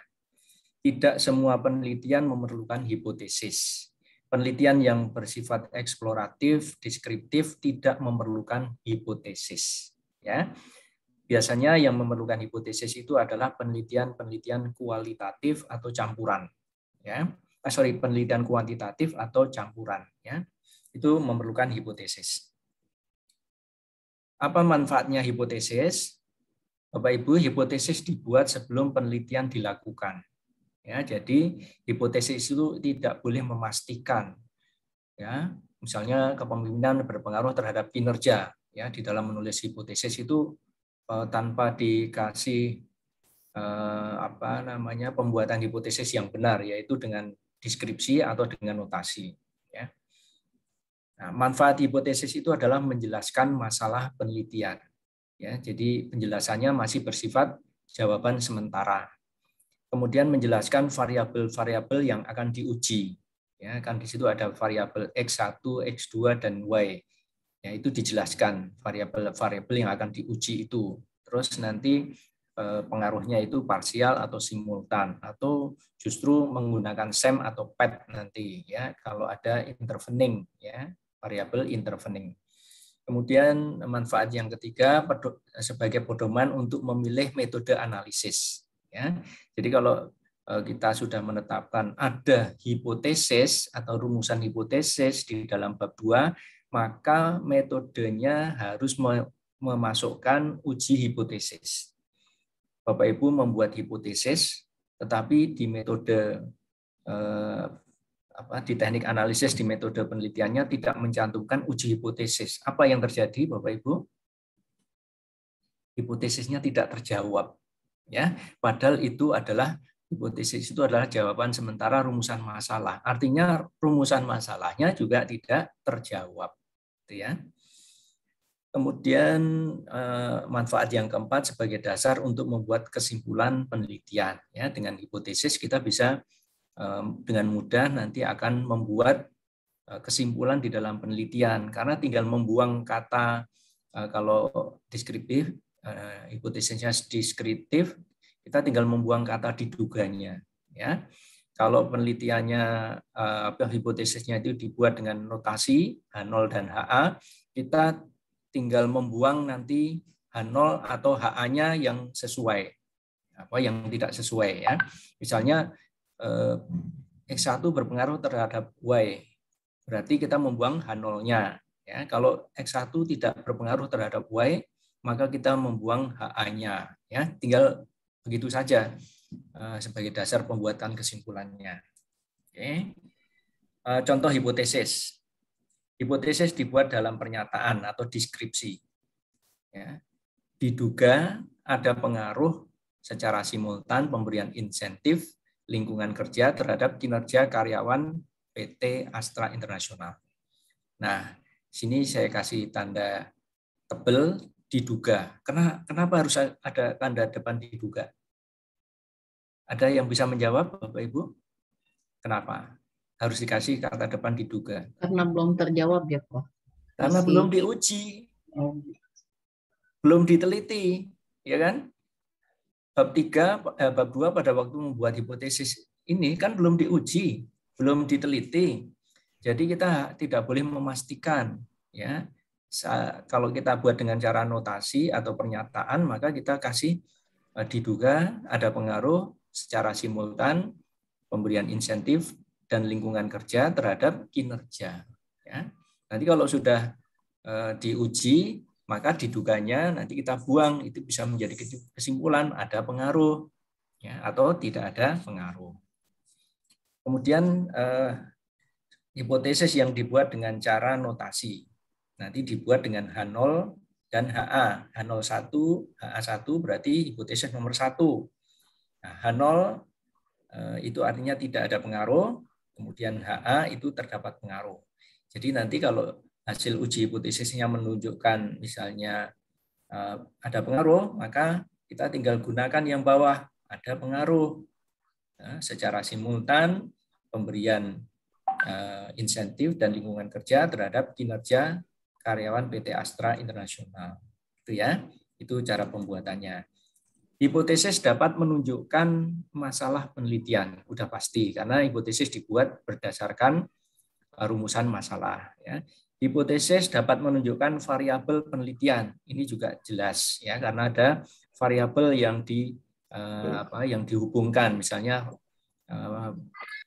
pengaruh kepemimpinan terhadap kinerja, itu kan variabelnya X1-nya adalah kepemimpinan, Y-nya adalah kinerja. Ya. Kemudian kita juga dari hipotesis bisa menentukan metode analisisnya. Ya, metode analisisnya yang harus ada kalau ada hipotesis adalah uji hipotesis. Uji hipotesis itu ada dua, ya, yaitu uji hipotesis secara parsial dan uji hipotesis secara simultan. Ya. Nah, ini metodenya. Kalau ada hipotesis, berarti nanti harus ada uji hipotesis. Ya. Uji hipotesis. Nah, uji hipotesis ini ada dua, yaitu uji T dan uji F. Nah, ini Bapak Ibu juga harus paham nih. Uji T itu untuk menguji secara parsial. Ya. Ya, uji T ini untuk menguji secara parsial. Nanti dari hasil uji T akan diperoleh T hitung. Ya. T hitung nanti akan dibandingkan dengan T tabel. Ini ada T hitung. Ya, nanti dibandingkan dengan T tabel. Apabila T hitung lebih besar daripada T tabel, maka berpengaruh, ya, T tabel, ya. Nah, kalau T hitung lebih besar daripada T tabel, maka hasilnya adalah berpengaruh. Ya.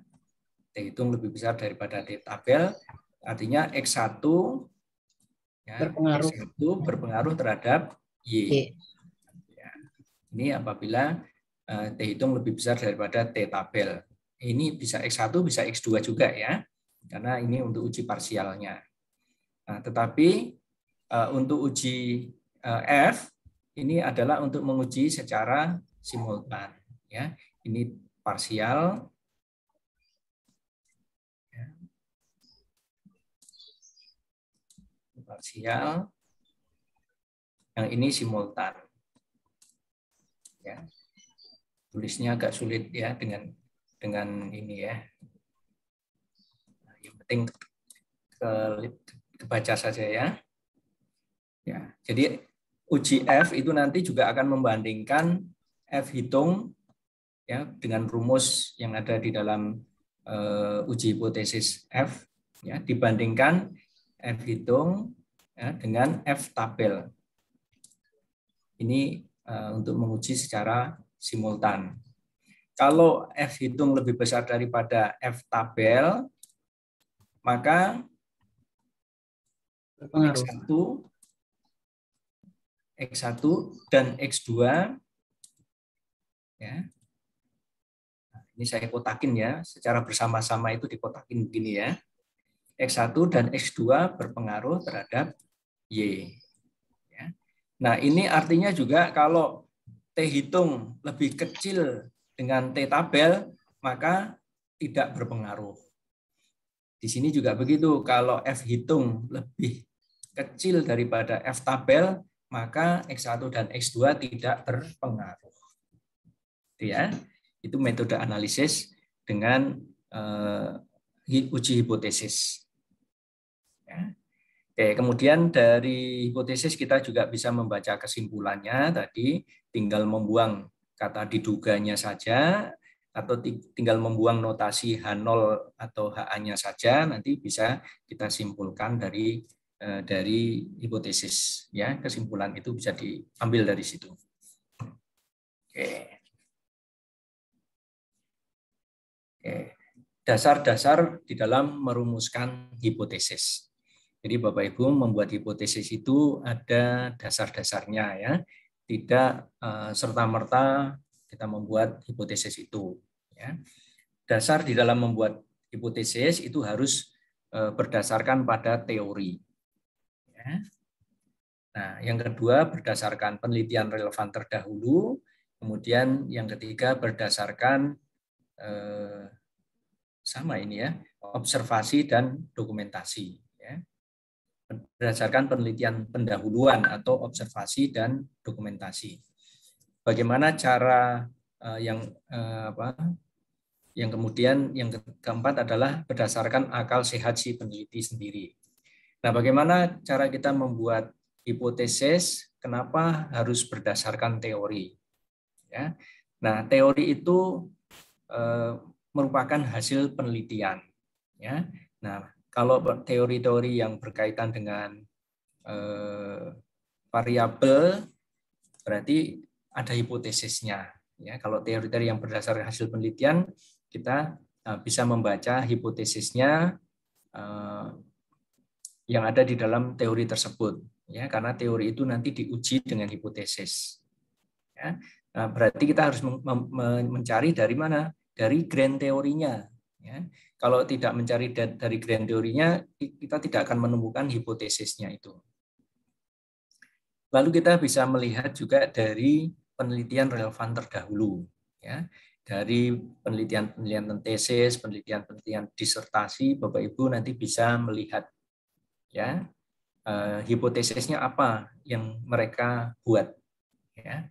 Nah, itu kita jadikan dasar untuk membuat hipotesis kita juga nanti, ya, karena jawaban sementara kita harus ada dasarnya dari teori maupun dari penelitian relevan terdahulu.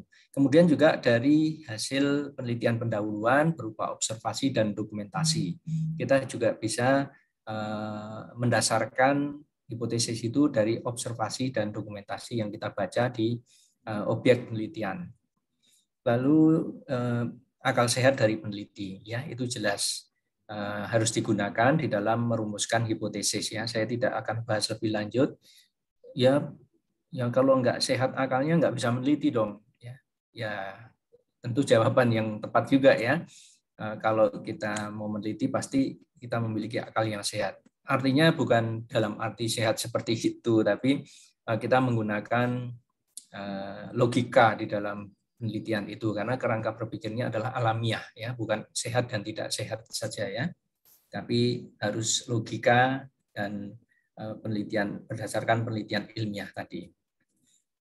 Nah, konsep dasar di dalam perumusan hipotesis itu, ya, bersumber dari masalah dari kehidupan sehari-hari secara teoritis, ya.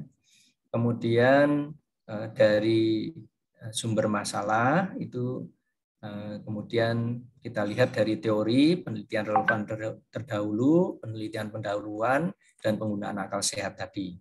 Ya. Lalu dari situ kita rumuskan hipotesisnya. Ya. Jadi kalau kita lihat, ya,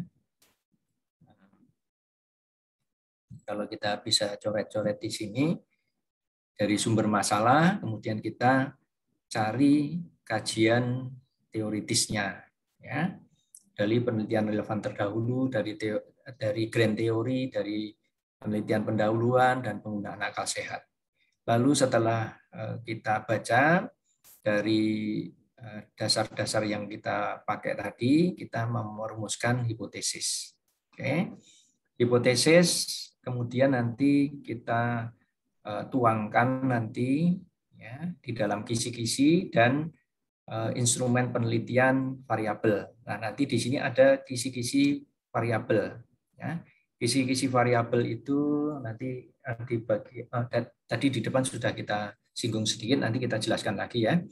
Kemudian setelah ada instrumen penelitian, variabel dan data, kemudian kita lakukan uji hipotesis. Nah, uji hipotesis tadi menggunakan uji T atau uji F, ya, tergantung uji parsial atau uji simultannya nanti. Lalu diperoleh hasil penelitian, kesimpulan, dan implikasi. Ya. Kemudian kita angkat lagi hasil kesimpulan dan implikasi tadi ke kehidupan sehari-hari atau secara teoritis. Ini sesuai enggak? Ya, karena kita harus kaitkan lagi nih, kalau sudah ada kesimpulan, apa kaitannya dengan teoritis atau kehidupan sehari-hari, ya. Nah, itu harus kita bisa jelaskan, ya. Ini perumusan hipotesis. Hipotesis itu ada beberapa bagian, ya. Ada hipotesis deskriptif, kemudian ada hipotesis komparatif, dan ada hipotesis asosiatif. Nah, kita tidak banyak mengenal sebelumnya ini, ya. Nah, dari ketiga jenis hipotesis, kita lihat yang hipotesis deskriptif dulu. Deskriptif kan berarti uraian, ya, atau narasi, ya. Nah, ini contoh hipotesis deskriptif. Diduga pelayanan dan disiplin kerja berpengaruh terhadap kinerja pada rumah sakit sumber waras. Ya, ini deskriptif, pengungkapannya dengan pernyataan, ya, atau dengan deskripsi. Ya. Nah, kalau kita membuat hipotesis dengan deskriptif, maka di depan harus diberi kata depan diduga. Ya. Nah, karena ini merupakan jawaban sementara yang harus diuji kebenarannya. Jawaban sementara terhadap pertanyaan rumusan masalah. Kemudian yang kedua, contohnya diduga kepemimpinan dan motivasi berpengaruh terhadap kinerja pada bank CBA. Ya. Nah, ini juga demikian, diberi kata depan diduga. Semangat kerja dan lingkungan kerja secara bersama-sama berpengaruh terhadap kinerja PT Yasinta. Nah, ini juga hipotesis deskriptif. Lalu yang komparatif. Komparatif, ini ada kata yang menunjukkan perbedaan antara variabel satu dengan variabel yang lain. Ya. Nah, contohnya untuk hipotesis komparatif ini, rumah sakit Enggal sembuh lebih memuaskan dibandingkan dengan pelayanan rumah sakit Enggal waras.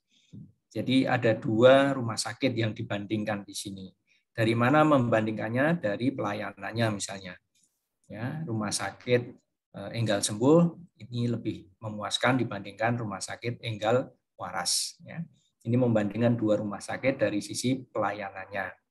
Kemudian contoh lagi, kinerja keuangan Bank CBA lebih baik dibandingkan dengan kinerja Bank CNB. Ya. Ini juga membandingkan antara dua bank. Kalau tadi dua rumah sakit, ini dua bank. Kemudian contoh yang ketiga, semangat kerja karyawan PT Bukopin lebih tinggi dibandingkan dengan semangat kerja PT Pakopin. Ya, ini contoh komparatif. Ya. Kemudian contoh hipotesis asosiatif. Ya. Bisa kita lihat di sini, kepuasan pasien berpengaruh signifikan terhadap loyalitas pasien. Oke. Asosiatif ini berarti pengaruhnya tidak langsung. Ya, artinya pengaruh ada semacam intervening variabel. Ya. Kepuasan pasien berpengaruh signifikan terhadap loyalitas pasien. Atau kalau kita bisa melihat di sini pengaruh signifikannya yang kita lihat. Ya. Pengaruh signifikan itu artinya besar sekali pengaruhnya. Ya. Kalau berpengaruh saja itu belum tentu signifikan. Ya, kalau berpengaruh positif, yang penting tidak minus, itu pengaruh positif. Tapi tidak minusnya itu sebesar apa? Ya, itu nanti menunjukkan signifikansinya. Jumlah nasabah berpengaruh terhadap kinerja keuangan Bank CBA. Ya. Berarti seberapa besar jumlah nasabahnya? Ya. Ini berpengaruh terhadap kinerjanya Bank CBA tadi. Semangat kerja karyawan berpengaruh positif terhadap produktivitas karyawan. Ya. Nah, ini contoh-contoh hipotesis asosiatif. Dalam sebuah penelitian hipotesis dapat dinyatakan dalam beberapa bentuk. Ya. Bentuk hipotesis 0. Ya. Nah, dituangkan dalam notasi H01. Yang artinya tidak berpengaruh. Hipotesis 0 merupakan hipotesis yang menyatakan hubungan atau pengaruh antar variabel sama dengan 0. Atau dengan kata lain, tidak terdapat hubungan, tidak terdapat perbedaan hubungan atau pengaruh antar variabel. Kemudian hipotesis alternatif, ini merupakan hipotesis yang menyatakan adanya perbedaan hubungan atau pengaruh antar variabel tidak sama dengan 0. Ya. Atau dengan kata lain, terdapat perbedaan hubungan atau pengaruh antar variabel merupakan kebalikan dari hipotesis alternatif. Nah, nanti dituangkan dalam notasi HA1, ya, artinya terdapat pengaruh. Ini penulisan hipotesis dengan hipotesis 0, ya. Kemudian ciri-ciri hipotesis yang baik. Ini tadi ada 1, mestinya ada 2, ya. Ciri-ciri hipotesis yang baik. Hipotesis yang baik itu dinyatakan dengan kalimat tegas. Ya, contohnya, diduga upah berpengaruh signifikan terhadap produktivitas karyawan. Ini adalah sebuah bentuk pernyataan yang tegas. Ya, berpengaruh signifikan. Ya, ini tegas. Kemudian yang kedua, contohnya upah berpengaruh. Nah, contoh yang tidak tegas ya ini ya. Upah memiliki pengaruh yang kurang berarti terhadap produktivitas karyawan. Ini tidak jelas. Kenapa tidak jelas? Kata kurang ini tidak menunjukkan seberapa besar kurang atau seberapa kecil kurangnya, ya. Nah, kalau yang signifikan tadi harus lebih besar, ya. Lebih besarnya besar, ya, signifikan, gitu ya.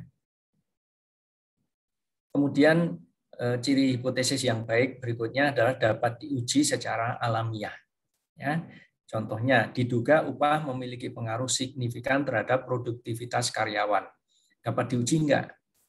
Produktivitas karyawan itu berdasarkan pengupahan. Ya, ini harus bisa diuji. Ya. Kemudian batu yang belum pernah dilihat oleh mata manusia dapat berkembang biak, ya, padahal hipotesis ini tidak dapat dibuktikan. Ya, karena kita tidak dapat mengumpulkan data tentang batu yang belum terlihat oleh manusia. Ya, ini artinya tidak dapat diuji. Kemudian ciri hipotesis yang baik yang ketiga adalah dasar di dalam merumuskan hipotesis kuat. Ya, contohnya harga barang berpengaruh negatif terhadap permintaan. Ya, memiliki dasar yang kuat, ya, yaitu teori permintaan dan penawaran. Ya, dasarnya adalah teori permintaan dan penawaran. Contoh lagi, uang saku memiliki pengaruh yang signifikan terhadap jam belajar mahasiswa. Ini tidak memiliki dasar yang kuat. Dasarnya apa di dalam menentukan uang saku itu berpengaruh signifikan terhadap jam belajar mahasiswa? Walaupun ini kadang-kadang kalau kita lihat ada anak-anak kita ya yang masih di usia SD atau SMP, uang saku itu berpengaruh terhadap semangat belajarnya. Ya. Kadang-kadang memang begitu ya. Ini tidak dapat dipungkiri karena memang sifatnya anak-anak untuk seusia itu memang ya suka dengan uang ya. Sebenarnya bukan hanya anak-anak, kita juga begitu ya Bapak Ibu. Ya. Kalau kita dikasih acara misalnya dinas luar kota oleh perusahaan, ya kalau uang sakunya banyak, kira-kira semangat enggak? Ya, pasti semangat juga ya. Semangat. Ya. Tapi kalau uang sakunya pas-pasan, waduh. Berpikir. Ada malas-malasan. Ya. Oke. Lalu contoh berikutnya adalah habis ya. Baik, Bapak Ibu, materinya sudah habis.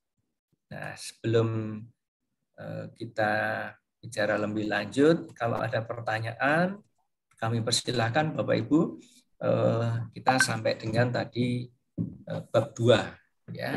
Besok kita akan masuk ke bab 3 di dalam penelitian ya. Bab 3 dalam penelitian itu adalah metodologi.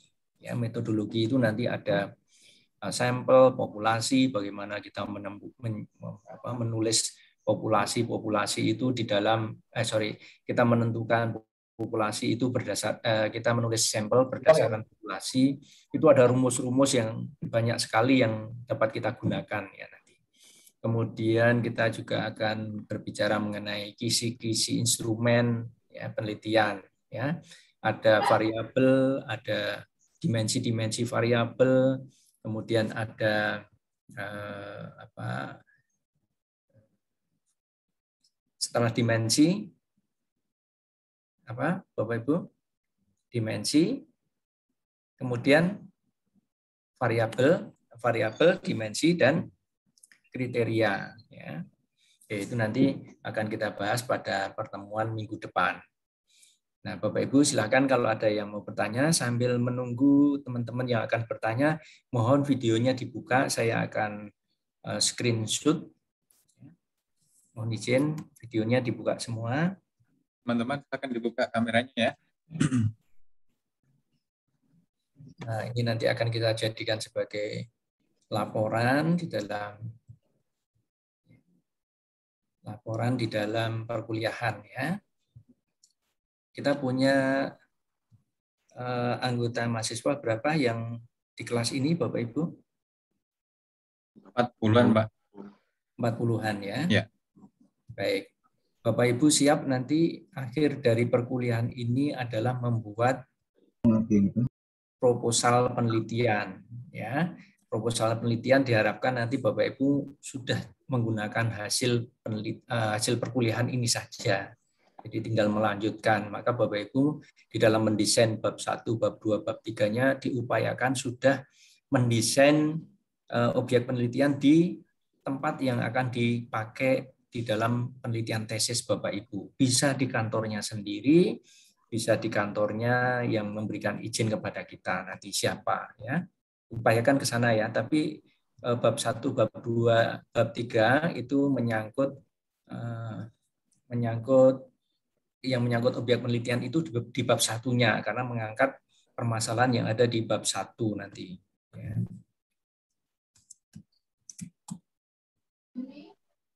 Ada pertanyaan Bapak Ibu di dalam pembuatan ini nanti, di dalam pembuatan proposal?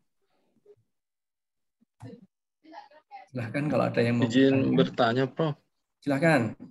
Prof, apakah Prof juga sudah bisa kita konsultasi gitu, misalnya Prof ada waktu di kampus kapan gitu, Prof? Nah, untuk konsultasi kalau informasi bisa-bisa saja, Pak. Tetapi konsultasi yang resmi itu nanti kan konsultasi setelah mendapatkan SK bimbingan ya. Jadi Bapak Ibu nanti akan diberikan SK bimbingan. Nah, di dalam menentukan SK bimbingan Bapak Ibu bisa mengajukan ya, mengajukan misalnya nama saya mau diajukan. Nanti boleh. Nah, tapi Bapak Ibu cepat-cepat supaya nanti tidak keduluan orang lain karena setiap dosen diberikan batasan maksimum ya, jumlah bimbingan itu. Boleh silakan nanti mau bimbingan pendahuluan dengan saya boleh ya. Tapi nanti resminya setelah mendapatkan SK bimbingan gitu ya. Enggak ada masalah, Pak. Kalau mau bimbingan sebelum menentukan judul misalnya ya. Boleh, monggo. Nah, sekarang ini waktunya sebenarnya karena saya mengampu mata kuliah metodologi, maka boleh-boleh saja nanti Bapak Ibu di dalam membuat proposal mata kuliah ini, proposal penelitian ini konsultasi dengan saya karena saya memang bertindak sebagai dosen pengampu metodologi ya. Boleh, silakan. Izin Prof, waktunya kalau ada di kampus kapan aja Prof? Ya, saya biasanya setiap hari Senin ya itu di kampus sampai sore ya. Kemudian untuk hari berikutnya itu saya milih 2 hari. Kadang saya ambil hari Rabu atau hari Kamis itu saya di kampus juga ya. Nah, selain itu berdasarkan kebutuhan saja karena saya tidak full setiap hari di kampus. Tapi ya kalau pas ada rapat-rapat saya akan ada di kampus gitu. Bisa aja nanti janjian dulu kalau mau ketemu di kampus. Saya juga bisa ditemui di tempat-tempat terdekat Bapak Ibu, misalnya Bapak Ibu mau ketemu saya, rumahnya kebetulan berdekatan, tidak terlalu jauh. Oke, nanti kita cari tempat yang searah, nanti ketemu di mana. Bisa, silahkan. Ya. Oke, tapi kalau ibu-ibu sebaiknya didampingi ya, biar tidak ada kecurigaan dari suaminya. Ya, silahkan. Terima kasih, Prof. Prof, Baik, ya. izin kalau pembimbing itu harus 1 atau 2, Prof? Pembimbing itu ada 2, yang satu sebagai pembimbing materi, ya. Pembimbing materi itu yang bicara mengenai metodologi, kemudian isi atau konten dari materi bimbingan. Yang kedua, pembimbing teknis. Pembimbing teknis itu pembimbing yang mengarahkan format penelitiannya harus sesuai dengan pedoman penulisan tesis TIMA IMI. Ya, itu tugasnya harusnya begitu. Pembimbing teknis itu, oh ini spasinya harus sekian, ya, halaman sampul itu nanti memuat judul, kemudian ada kata pengantar, ya, daftar isi, daftar tabel, daftar ini, ya, kemudian itu daftar pustaka, ya, di belakang itu nanti ada penulisan pustaka, itu formatnya harus demikian sesuai pedoman STIMA IMI, kemudian hurufnya nanti diurutkan dari A sampai dengan Z, ya, rata kiri, kemudian halaman berikutnya itu masuk ke kanan berapa ketukan, misalnya 7 ketukan, itu nanti dosen pembimbing teknis itu yang menyampaikan. Kalau materi dan metodologinya itu dosen pembimbing materi. Ya, ada 2. Siap. Terima kasih, Prof. Ya. Silakan tanya yang berat-berat, nggak apa-apa, ya. Mumpung ini masih perkuliahan mata kuliah metodologi, ya. Nanti kalau sudah pembuatan tesis dan diuji tesisnya kan Bapak Ibu sudah harus menjawab dengan benar, kan? Ya, jadi sekarang boleh bertanya, ya. Silakan Bapak Ibu. Kalau tidak ada, saya cukupkan sampai sini. Ya, silakan. Ya. Maaf dok, untuk halo dok. Ya. Prof Yuni, boleh saya tanya? Ini boleh. Saya agak jauh nih, Prof. Ya. Jadi sinyal hilang timbul. Untuk pelaksanaan untuk tesis itu kurang lebih berapa lama batasnya untuk dari semesteran? Tesis itu pembuatannya idealnya 4-6 bulan, ya. 4-6 bulan.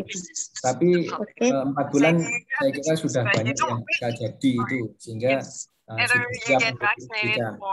Minimal 6 kali bimbingan, ya, selama 4 bulan itu minimal 6 kali bimbingan. Nanti pembagian waktunya nanti dituangkan di dalam metodologi. Nanti ada tempat dan waktu, itu nanti dibuat tabel. Misalnya bab 1, bab 2, bab 3, ke kanan nanti dibuat kolom, misalnya bulan Januari, Februari, Maret, April, Mei, misalnya itu, ya. Nanti dibuat tabel dibuat tabel chart itu, ya. Itu, Mbak. Ada lagi? Terima kasih ya, Prof. Sama-sama. Bapak izin bertanya. Boleh, silakan. Iya, mau menanyakan kalau mengajukan judul itu kan sekarang kan saya di Papua. Iya. Apa ngaruh tidak kalau saya tidak sampai di Jakarta tapi dari Papua untuk mengajukan judul? Loh, boleh saja. Judul kan diajukan nanti pada waktu kalau pada perkuliahan ini, ya, judul ya diajukan saja pada waktu pembuatan tugas nanti. Nanti akan dikritisi nanti hasil pembuatan tugas itu. Baiklah, Pak. Terima kasih. Ya. Silakan yang lain.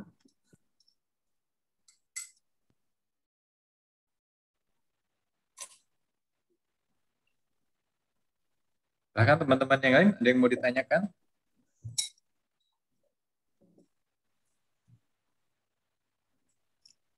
Baik, Bapak Ibu, karena saya harus mengikuti rapat di Kementerian Hukum dan HAM untuk pembentukan LSP, karena waktunya juga sudah cukup, ya.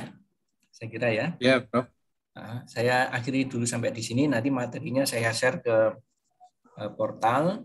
Kalau ketua kelasnya nanti bisa menghubungi saya share juga melalui